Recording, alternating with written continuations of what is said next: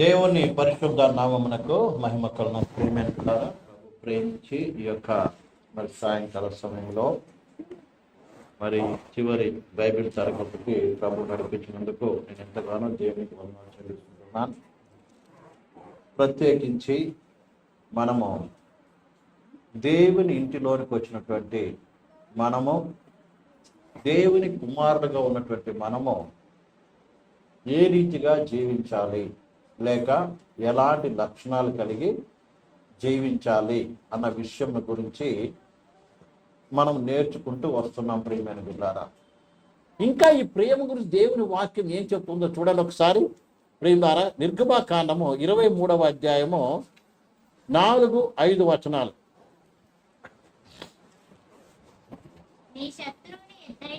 నీ శత్రు ఎద్దైనను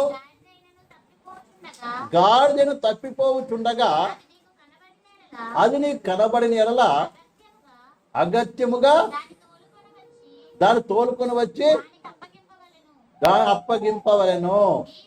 నీవు నీ పగవాని గాడిద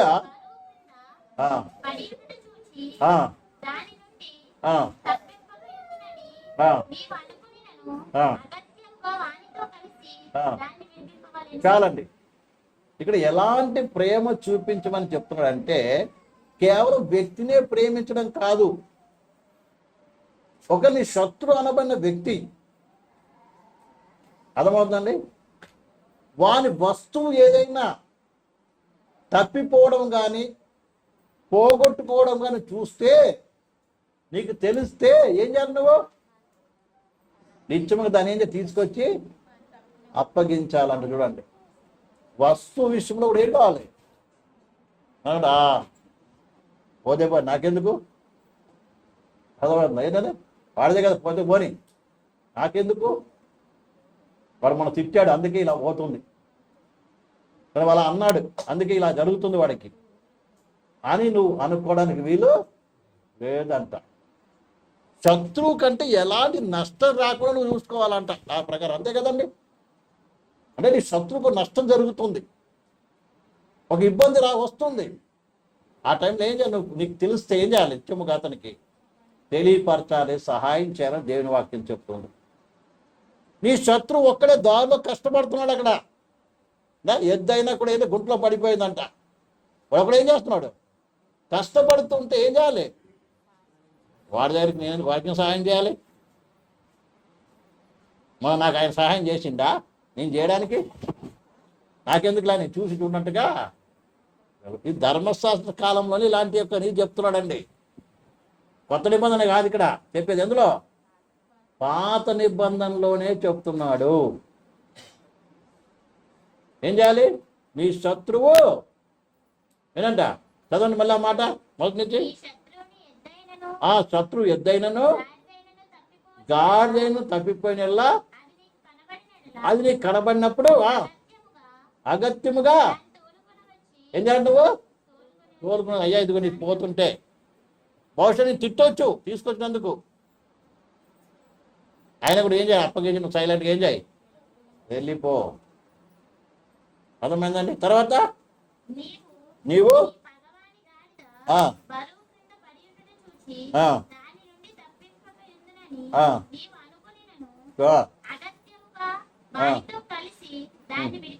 చూసారండి, నువ్వు మనసులో అనుకో నాకెందుకులే అని అనుకోకూడదంట. ఏం చేయాలి? నిత్యం వారికి సహాయము చెయ్యాలని దేవుని వాక్యం చెప్తుంది. ధర్మశాస్త్రం అంతా కూడా ఒకే మాటతో ఇమిడి ఉందని కొత్త నిబంధన చెప్పబడింది. ఏమని? నిన్ను వలె నీ పొరుగు వారిని ప్రేమించుము. అర్థమవుతుంది? ధర్మశాస్త్రం ఏం చెప్తుంది? నిన్ను వలె నీ పొరుగు వారిని ప్రేమించు. పొరుగువాడు ఎవరైనా సరే, మంచోడు కావచ్చు, చెడ్డాడు కావచ్చు, బలహీనుడు కావచ్చు, భగస్తుడు కావచ్చు, శత్రువు కావచ్చు, అది ఎవరైనా కావచ్చు. ప్రతి ఏం చేయాలి? నువ్వు ప్రేమ చూపించవలసిన బాధ్యత ఉంది. ఎందుకంటే మన దేవుడు ప్రేమామయుడు. మనం పోయేది ఆ ప్రేమామయుడు దేవుని ఎద్దకు పోతున్నాము. ఆయనతో పాటు ఉండాలంటే ఆయన మనసులాగా మన మనసు కూడా ఉండాలి. ఉండొద్దండి. దీని గురించి చాలాసార్లు చెప్పాను. ఏమని, మన ఇంట్లోనే ఎవరైనా ఒకరు వచ్చి ఉండాలంటే మనం ఏమంటాం? అయ్యా ఈ రీతిగా ఉంటేనే మా ఇంట్లో ఉండాలి, లేకుంటే ఉండొద్దు.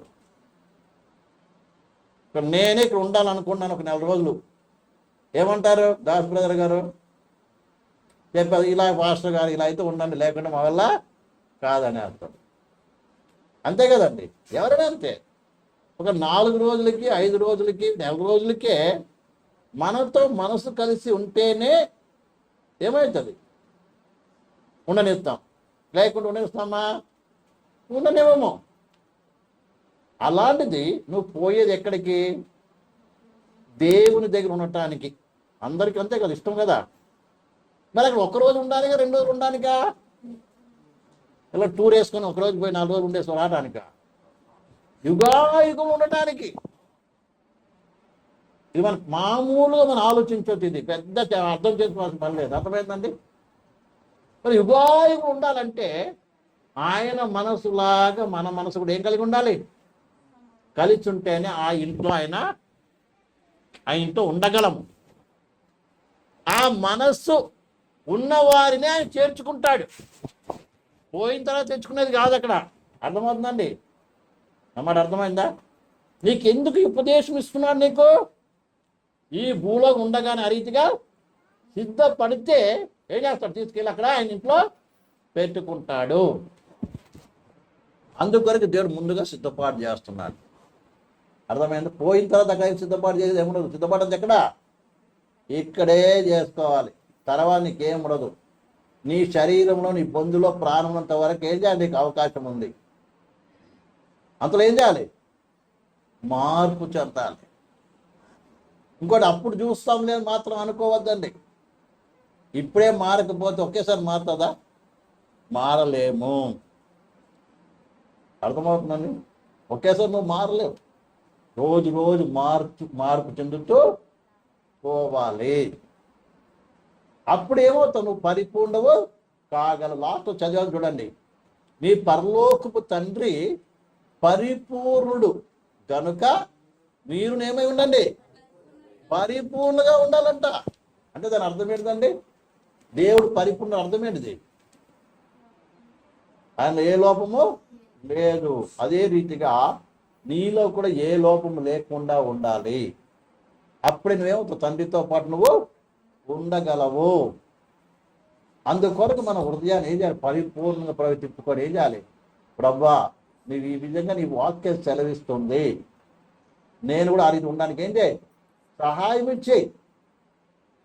భవిష్యత్తు అలా ఉంటే ఈ లోకాన్ని పట్టించుకోదు. నేను నిజంగా అలా ఉంటే ఎవరు ఎద్దరు ఏమంటారండి? పిచ్చిదాన, పిచ్చివాడు అంటారు నిత్యముగా. అర్థమైందా? చాలా మటుకు అదే భయపడతాం. ఇలా ఉంటే అందరు ఏమనుకుంటారు? అదేందా? ఏమంటారు? పిచ్చివాడిగా ఉంటారు. అర్థమైందా? కానీ నువ్వు ఎలా నిర్ణయం చేసుకోవాలి? ఎవరు ఏమనుకున్నా పర్వాలేదు, పిచ్చిదాన్ని అనుకున్నా పర్వాలేదు. నేను మనం ఎలా ఉండాలి? ప్రభువు చెప్పినట్టుగా ఉండాలి. కానీ ఆ పిచ్చి ఏంటిదో తర్వాత ఒక దినం తెలుస్తుంది అందరికీ. అది ఆ తెలియక మాత్రం పోదు. అంతెందుకండి, ఏసైనా ఏమన్నా దేశ లోకంలో ఉన్నప్పుడు దెయ్యం పట్టినోడు అన్నారు. ఏసైనా ఏమన్నారంట? దెయ్యం పట్టినప్పుడు అందరికీ దెయ్యాలు ఎలగొట్టి మంచిగా చేస్తుంటే ఏమన్నాడు? వీడు దెయ్యం పట్టినోడు, దెయ్యాలు కలిపట్టి అందుకే అన్ని దెయ్యాలు ఎలగొడుతున్నాడు అన్నారు. అర్థమైందండి? అందరూ ఇంట్లో పోయి భోజనం చేస్తూ ఉంటే ఏమన్నా? వీడెవరు? తిండిపోతూ అన్నారు. ఏదైనా ఏమని పేరు పెట్టారండి? తిండిపోతూ అన్నారు, త్రాగుబోతూ అన్నారు. చివరికి ఏమన్నాడు? వీడు పాపి అన్నారు. ఎందుకంటే అందరితో పాపంతో పాటు కూర్చున్నాడు కాబట్టి. శుంకర్తో పాటు కూర్చుంటున్నాడు, సమరేశ్వరితో పాటు కూర్చున్నాడు, ఎక్కడెక్కడ ఏం చేస్తున్నాడు? ఆయన కూర్చున్నాడు. పాపాత్మ స్త్రీ వస్తే ఆయన పాదాలు ముట్టుకోవడానికి ఏం చేశాడు?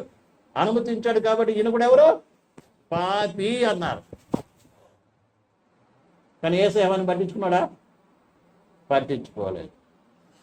కాబట్టి నువ్వు నిజంగా ప్రేమ కలిగి అందరి పట్ల ప్రేమ చూపిస్తూ ప్రభు చెప్పినట్టు జీవిస్తే లోకం నిన్ను ఏం చేస్తుంది?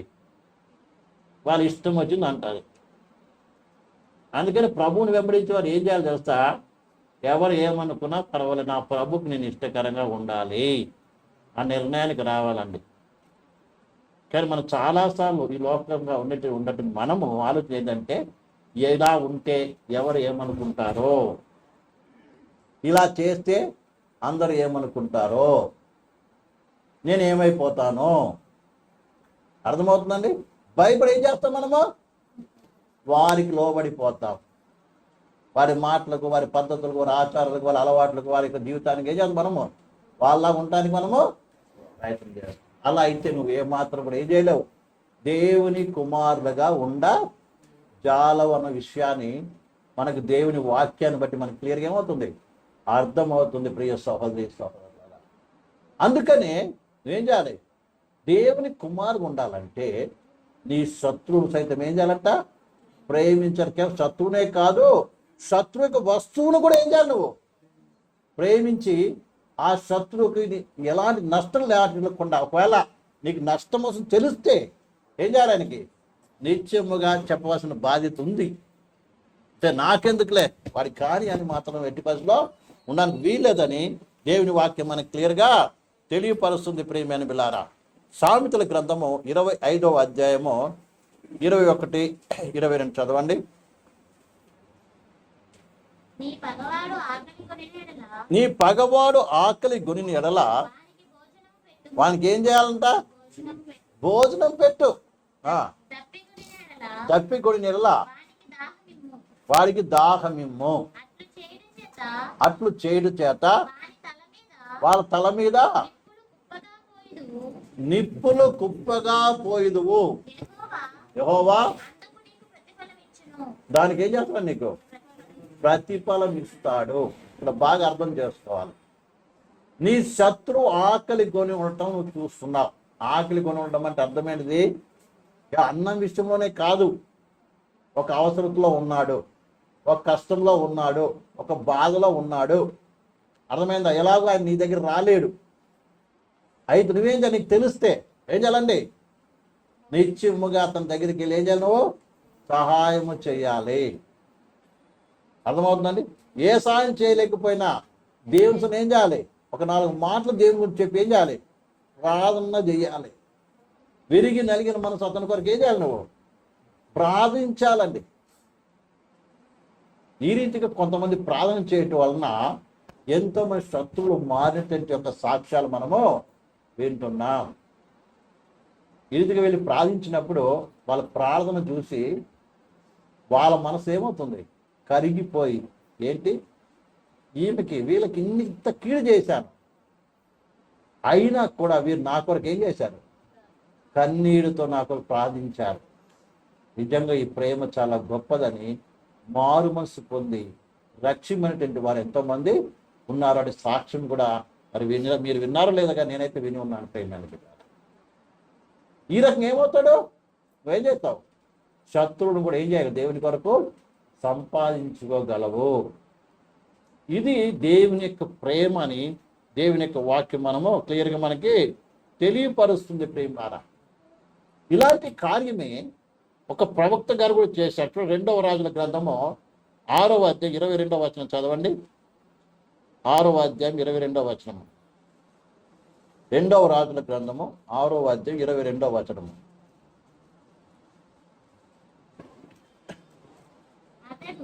అతడు వీరిని కొట్టవద్దు, నీ కత్తి చేతను, నీ వింటి చేతను నువ్వు చెరపట్టిన వారినైనను కొట్టుదువా? వారికి భోజనం పెట్టి వారు తిని త్రాగిన తర్వాత వారు తమ యజమాని వద్దకు వెళ్ళుదని చెప్పాను. ఇది ప్రవక్త అయినటువంటి ఎలీషా కాలంలో జరిగిన సంఘటన. ఎలీషా కాలంలో ఇజ్రాయెల్ దేశానికి, సిరియా దేశానికి ఎప్పుడు యుద్ధం జరుగుతూ ఉండేటువంటిది. మరి అర్థమవుతుందని మీకు అందరికీ? అలాంటి సమయంలో సిరియా రాజు తన అంతఃపురంలో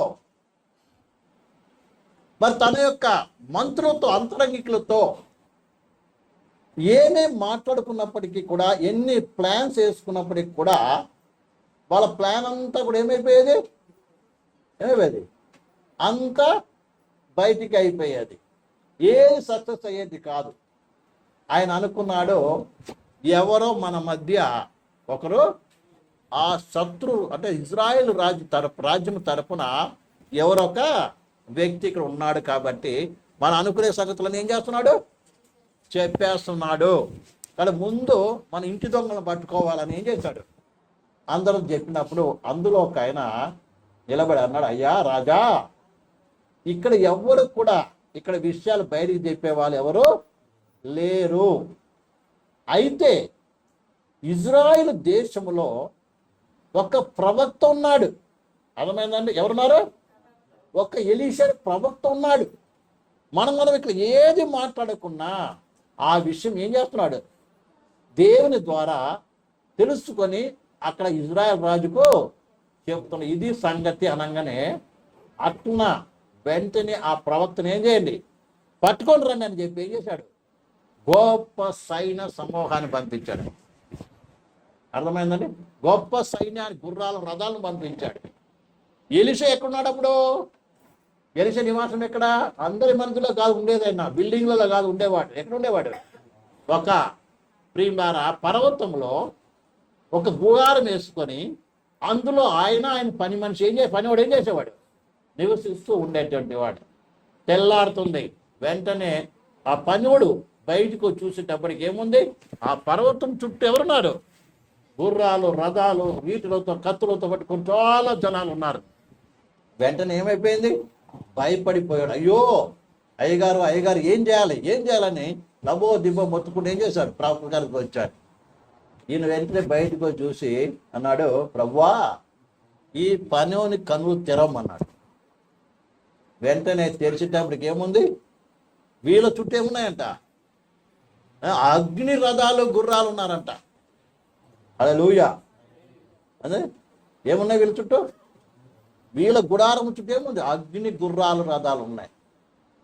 మనం అనుకోవచ్చు మనం ఒక్కరమే కదా అనుకోవచ్చు. అర్థమవుతుందండి? ఎప్పుడు కూడా దేవుని బిడ్డల చుట్టూ ఏముంటాయి తెలుసా, దేవదూతలు ఉంటుంది. రక్షణ పొందిన ప్రతి విశ్వాసి దగ్గర దాదాపు 2 కంటే కూడా ఎక్కువ దూతలు నిత్యముగా ఉంటాయి. ఇట్లా ఒక్కటైనా కంపల్సరీగా ఉంటుంది. ఎందుకంటే దేవుని వాక్యం రాయబడింది. దేవుడు యొక్క బిడ్డలకు పరిచర్యం చేయటం కొరకంతా దేవదూతను ఏం చేశాడు, నియమించాడంట మన కొరకు. ఎందుకంటే మనం ఎవరము, రాజకుమారులము, గుడ్డి కుమారులం కాదు. గుడ్డి కుమారులు అనుకున్నాం కానీ మన దేవుడు ఎవరు, రాజులకు రాజు. మనం ఎవరము, రాజకుమారులము. ఇంకా వాక్యంకి వెళ్ళినట్లయితే ఏముంది, మనం ఎవరము, ఆయన రక్తం ద్వారా కొని మనం ఏం చేశాడంటే రాజులుగాను యాజకులుగా చేశాను. ఒక రాజువి తెలుసా మీకు అందరికీ? వద్దా మీకు రాజరికం కావాలంటే నిత్యము ఈ గుణాలు కూడా ఉండాలి. ఇవన్నీ మనం నేర్చుకోవాలి, అలవాటు చేసుకోవాలి. అర్థమవుతుందండి? లేకపోతే నువ్వు పోగొట్టుకుంటావు ఉన్నతమైన స్థితి. కాబట్టి విషయానికి వద్దాం ప్రియులారా. ఏముంది వీళ్ళ చుట్టూ అగ్ని రథాలు ఉన్నప్పుడు ప్రియులారా వెంటనే మళ్ళొక ప్రార్థన చేశాడు, ప్రభువా ఈ వచ్చినటువంటి కనులందరూ ఏం చేయి, మూసేయి ప్రభు అన్నాడు. వెంటనే వారి కనులు ఏం చేశాడు, మబ్బు కట్టింది.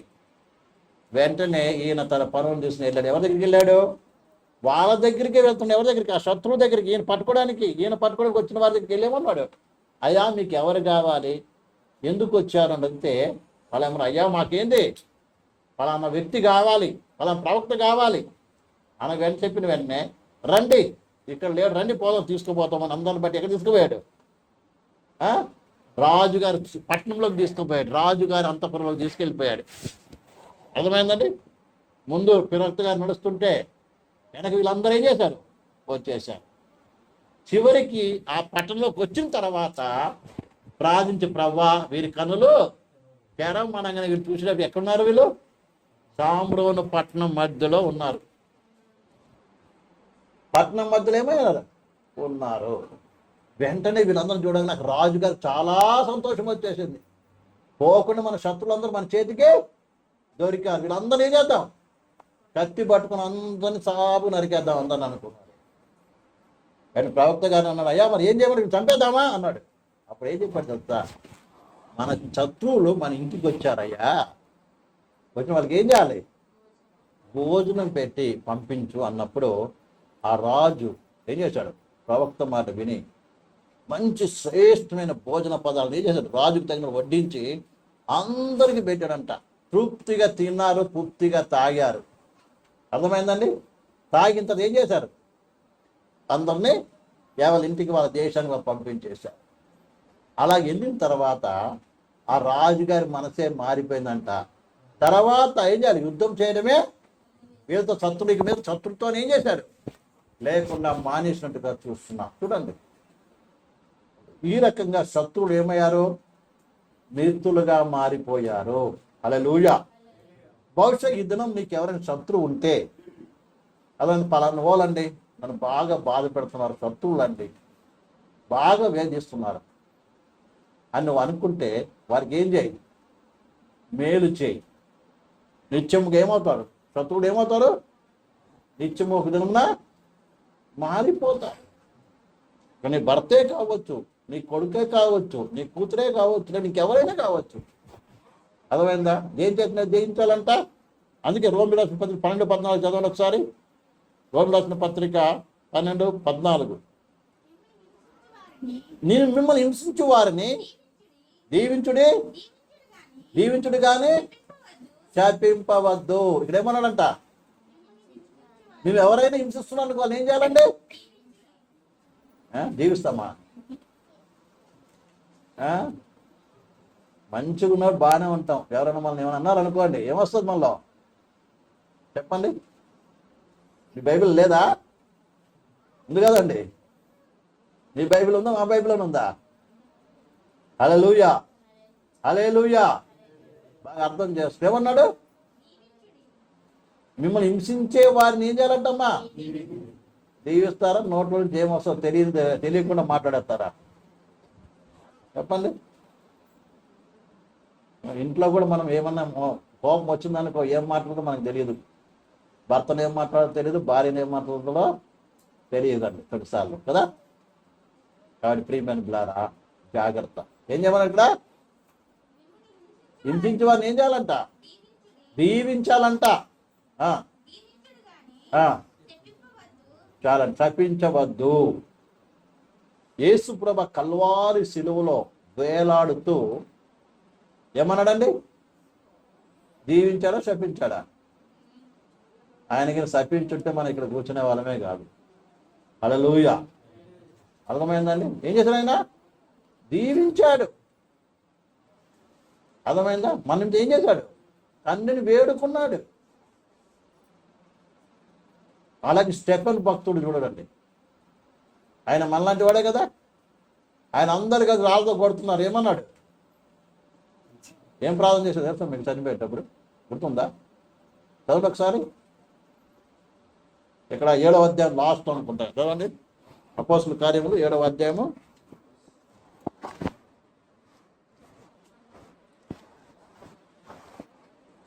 7వ అధ్యాయము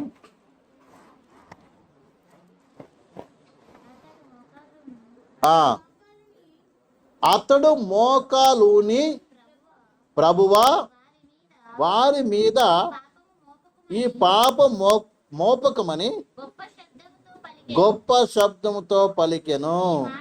చాలండి. ఏమని ప్రార్థిస్తున్నాడు ఆయన,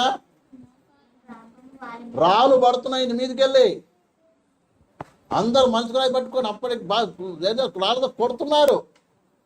అలాంటి సమయం ఏం ప్రార్థన చేస్తున్నాడమ్మా, ఈ పాపం వారి మీద మోపకయ్యా, అంటే వారు క్షమించయ్యా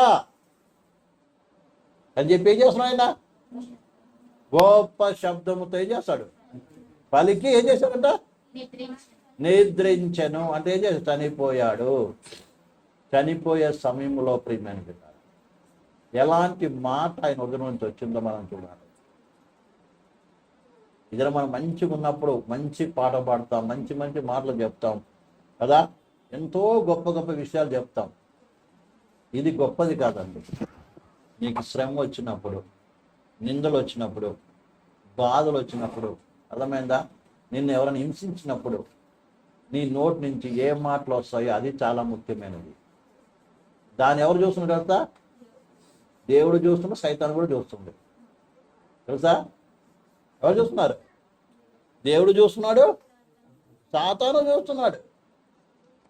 యోబు గారిని చూడలేదా? వాయబడింది, నోటితోనైనా మాటలతో కూడా ఏం చేయలేదంట ఆయన, పాపము చేయలేదని చెప్తున్నాడు. కాబట్టి మంచిగా ఉన్నప్పుడు మనం అంతా మంచిగానే ఉంటాం, కానీ అది గొప్పది కాదండి.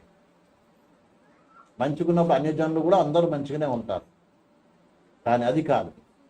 మనకు శోధనలు, కష్టాలు, వ్యతిరేక పరిస్థితులు వచ్చినప్పుడు మన నోటి నుంచి ఎలాంటి మాట వస్తుంది? శాపం వస్తుందా లేక ఆశీర్వాదం వస్తుందా అన్నది చాలా ముఖ్యమైనది.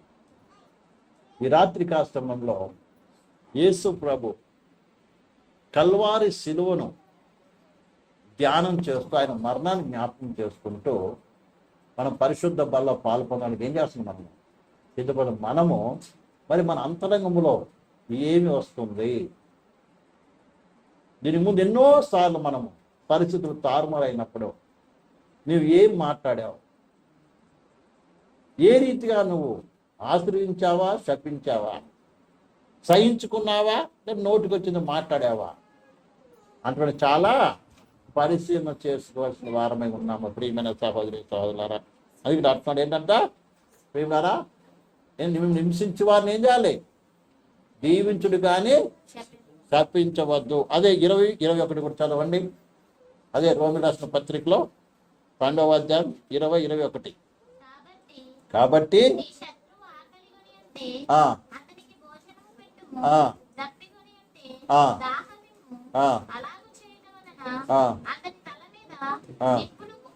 అమ్మా, రోమిలకు రాసిన పత్రిక 12వ అధ్యాయం 20-21 అదేనా? చదవండా.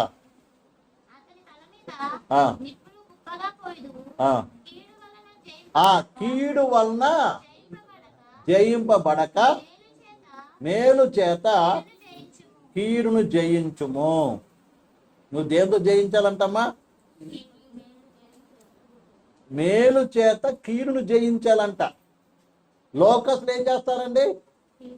కీడు చేసి జయించాలనుకుంటున్నాడు, అంతే కదా. వాడు ఒక్క తిట్టు తిడితే నేను 4 తిట్లు తిట్టారనుకో, నేను జయించినట్టు. వాడు నోరు మూసుకుంటే జయించినట్టు కదండి. ఆయన ఒక్క దెబ్బ కొడితే 4 దెబ్బలు కొట్టి పడేస్తాం అనుకోండి, మేమైనా అబ్బా జయించాను అనుకుంటాం. కానీ దేవుని బిడ్డలు అది కాదండి. ఏం చేయాలి? నువ్వు మేలు చేసి ఏం చేయాలంట? కీడును జయించాలంట. ఒక వ్యక్తి నీకు ఎవరైనా కీడు చేశాడంటే అతనికి ఏం చేయి? నువ్వు మేలు చేయి. ఆ మేలు జయించిన వాడు, అది జయ జీవితం అంటే. హల్లెలూయా, అది జయ జీవితం అంటేనండి. అలా చేసినప్పుడు ఏమవుతున్నావు నువ్వు?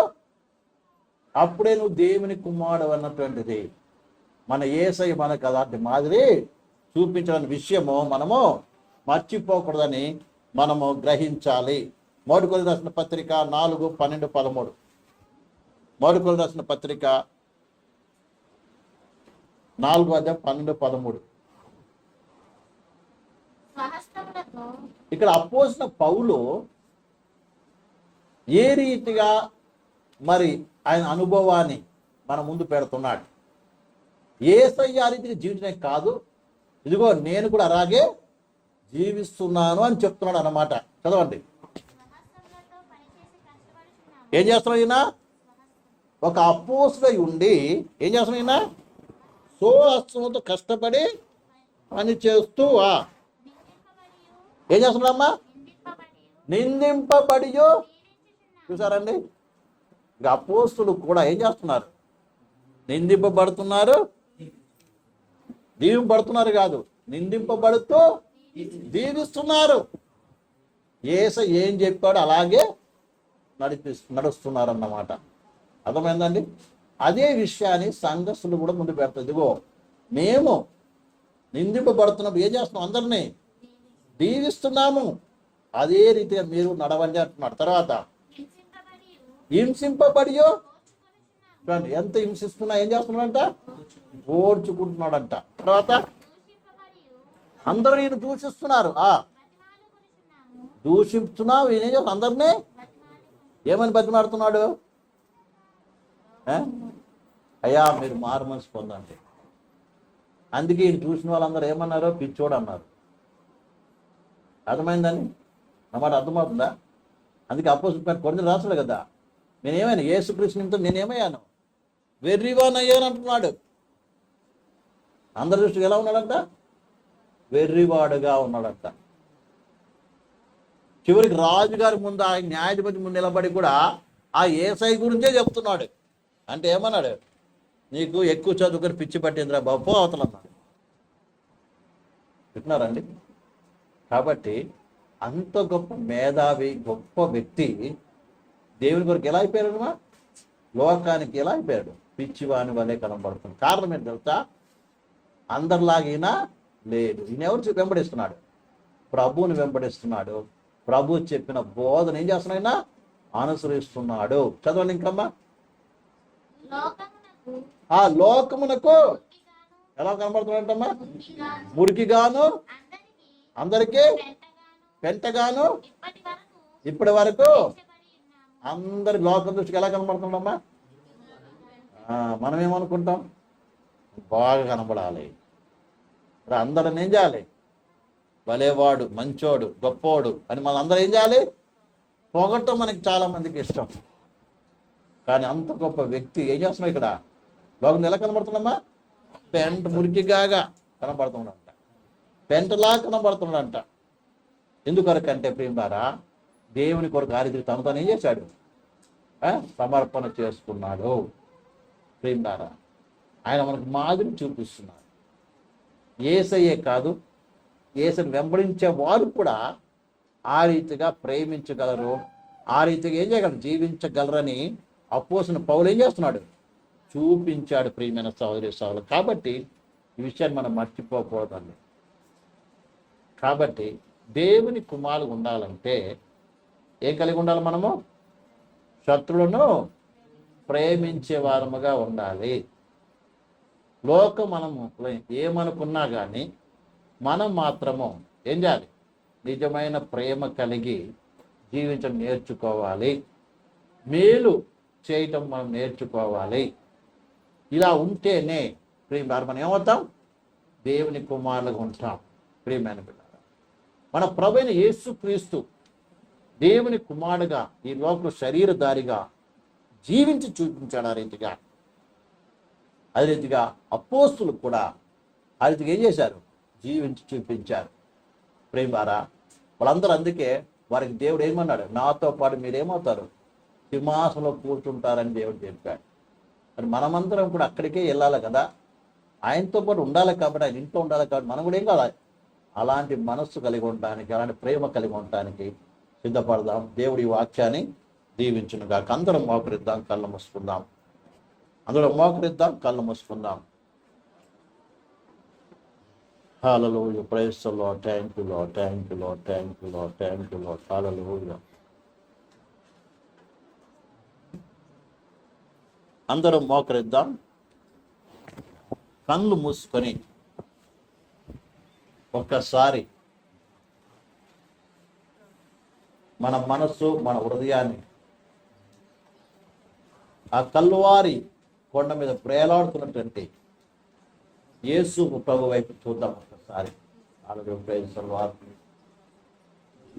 మనమందరము కూడా ఆయన కుమారులు ఉండటం కొరకు మన పరలోకపు తండ్రి తన కుమారుడైన యేసుక్రీస్తును శరీరధారికి లోకానికి పంపించి ఆ కల్వారి శిలువలో ఆయన కుమారులు ఏ రీతిగా ఉండాలో మన ఎదుట ప్రత్యక్షపరిచాడు.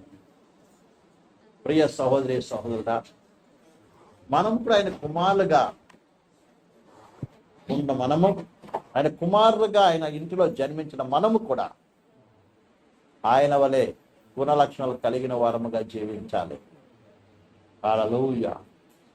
అందుకే ప్రభు ఈ రాత్రి కాలంలో నీతో మాట్లాడి ఉన్నాడు. నిన్న ఉదయం మొదలుకొని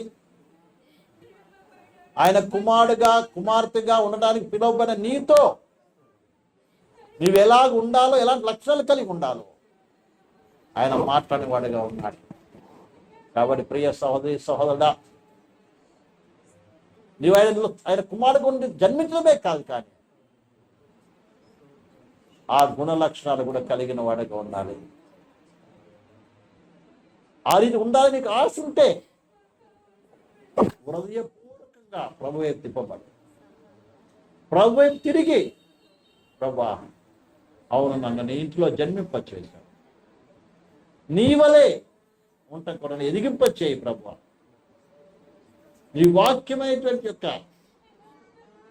ఆహారాన్ని మాకు ఇచ్చావు, ఈ ఆహారం తినే నీ పోలికగా నీ స్వరూపంలోనికి నేను మార్చబడాలయ్యా.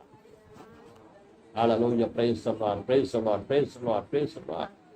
నీ ఇంట్లో ఉన్న నేను నీ ఇష్ట ప్రకారం జీవించాలయ్యా. దేని చింతపడకుండా నా కలిగి ఉన్న దాంట్లో తృప్తిగా సంతోషంగా నిన్ను స్తుతించి ఆరాధించాలి ప్రభు. ఈ ప్రియ బిడల మధ్యకు నడిపించి నిన్నటి దినం మొదలుకొని ఇంతవరకు కూడా ప్రభు నీ ఆత్మ ద్వారా నీ ప్రజలతో మీరు మాట్లాడినటువంటి ఒక్కొక్క మాట బట్టి వందనాలు అయ్యా. నీకు ఎప్పుడో దూరవస్తున్న మమ్మల్ని, పాపం చేత అపరాధం సచ్చిన మమ్మల్ని ప్రభు నువ్వు ప్రేమించి నీ కుమారుని యేసుక్రీస్తు ద్వారా మమ్మల్ని ఆకర్షించి రక్షించుకున్నందుకై నీ స్తుతులు స్తోత్రాలు. రక్షించడమే కాకుండా నీ కుమారుడు మమ్మల్ని చేసినందుకు స్తోత్రాలు. అయితే నీ కుమారులుగా మాకు ఉండవలసిన లక్షణాలను మాలో ఒక్కొక్కరిలో ప్రభు అభివృద్ధి పరచండి ప్రభు. ఈ 2 దినములు మాతో మాట ఒక్కొక్క మాట ప్రకారం నీ కుమారులకు ఉండవలసిన లక్షణాలు ఏవైతే ఉన్నాయో అటు లక్షణాలు కలిగి ఉండటానికి మాలో ఒక్కొక్కరికి కృప దయచేయి తండ్రి. ప్రత్యేకించి నీ పరిశుద్ధాత్మ ద్వారా అట్టి భాగ్యం మాకు అందరికి అనుగ్రహించండి. ఉన్న ప్రతి ఒక్కరిని పరిశుద్ధాత్మతో శక్తి నింపండి ప్రభు. నింపి ప్రతి ఒక్కరి కుమారులు ఉండటానికి ఒక్కొక్కరి జీవితాలను చక్క చేయడం సహాయం ఇచ్చేయండి. అందుకొరికి మీరు పరలోకి మీ లోక దిగి వచ్చి ఆ కల్వారి శిలువలో ప్రభు వేదన అనుభవించున్నారు, ఆ బాధ అనుభవించున్నారు ప్రభు. అది వ్యర్థం కాకుండా మనం అందరినీ కూడా అటు నడిపించండి. ప్రత్యేక రేపు ఉదయకాలంలో ప్రభు ఆరాధనలో తోడై ఉండండి. అది జరగబోతున్న పరిశుద్ధ బల్ల కార్యక్రమం కూడా మీకు సహాయం చేయండి. అయోగ్యం పాలు పుచ్చుకోకుండా మరలా మన పరిశీలన చేసుకోండి. మా బలైతను ఎరిగిన వారమై నీ కృపాసనం దగ్గరికి వచ్చి నీ కృపలో ప్రభు భద్రపరచబడ్డ వారంగా పరిశుద్ధ వల్ల పాలు పొందుకొని నూతన బలంలో శక్తిని పొందుకొని నీకు సాక్షులుగా నువ్వు జీవించే కృప దయచండి. మేము గొప్ప చేసుకున్నాను. ఇప్పుడు వచ్చిన ప్రతి కూడా దీవించి పంపించిన నేను ఆమె గొప్ప చేసుకోవాలి. యేసుని అడిగి ప్రార్థన తండ్రి, ఆమేన్. మన తండ్రి అయిన దేవుని ప్రేమయు కుమారుని యేసుక్రీస్తు కృపయు పరిశుద్ధాత్మిక అన్యోన్య సహవాసము కూడిన మనందరికీ సకల పరిశుద్ధులకు ప్రత్యేకంగా ఈ దినాల వాక్యమైన మనందరితో కూడా నేను రాకడ పర్యంతము తోడై ఉండి నడిపించడం కాక ఆమేన్. అందరికి కూడా వేసుకున్నాం.